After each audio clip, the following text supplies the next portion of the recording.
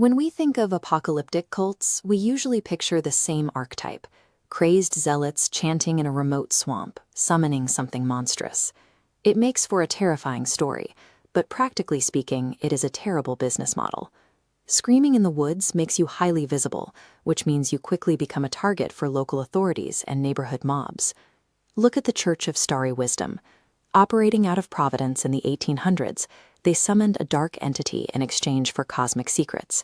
But their payment method, abducting local children, drew entirely too much attention, and vigilantes violently ran the sect out of town in 1877. Surviving into the modern era required a different strategy.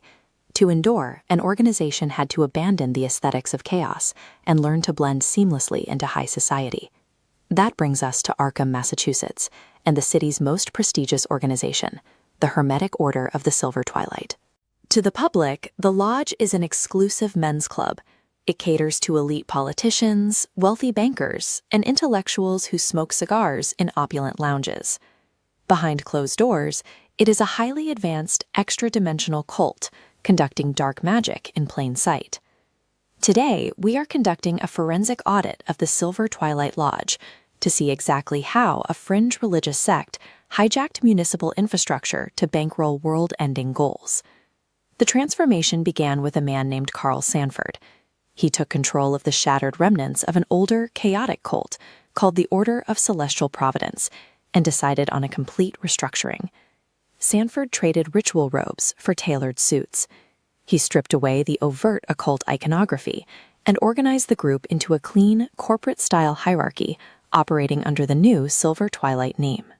This new structure was specifically engineered to attract the societal elite, powerful men who craved forbidden knowledge but required public respectability to maintain their careers.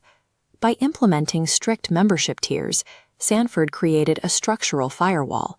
The wealthy donors at the bottom of the pyramid were insulated from the true believers practicing dark sorcery at the very top.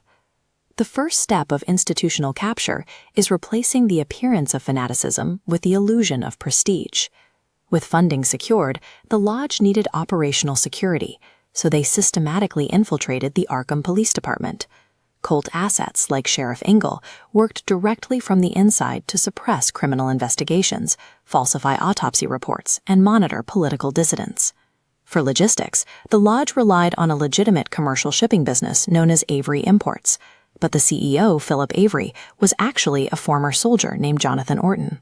After being mutilated in combat, Orton was rebuilt by an extraterrestrial species known as the Migo, transforming him into a human alien cyborg.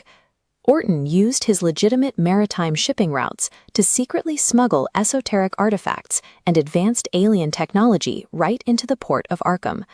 A cult does not need to hide from the law or the local economy when it has successfully purchased both. If the lower tiers were the funding mechanism, the inner circle served as the lodge's research and development department. This elite executive board engaged in soul-trapping rituals and forged a direct alliance with a Migo entity known as Mr. Stone.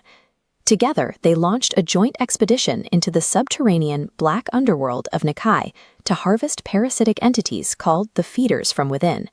The plan was to unleash a global wave of psychic madness across the earth, and in exchange, the lodge's executives would be granted personal immortality. Sanford's corporate and glutical structure functioned as a resource engine, built to fund extra-dimensional terrorism. The Nikai expedition ultimately collapsed, and the lodge's plan was narrowly foiled. But the municipal authorities did not stop them. The local government was entirely compromised. The plot was only undone by rogue investigators and internal whistleblowers like Diana Stanley. But when these defectors spoke up, they weren't just fighting a cult. They were fighting the city officials and respectable institutions that the lodge had spent decades cultivating. Corrupted institutions are completely incapable of curing their own rot when the architects of that corruption sit at the very top of the org chart. The Silver Twilight Lodge marks a shift in how cosmic horror operates. They prove that world-ending dark gods do not require hidden wilderness temples when a corporate boardroom is so much more effective. A moment of cold realization. By wearing the mask of the wealthy philanthropist, these sorcerers transform the public and the law into their own unwitting security force, leaving the truth hidden behind a wall of institutional prestige.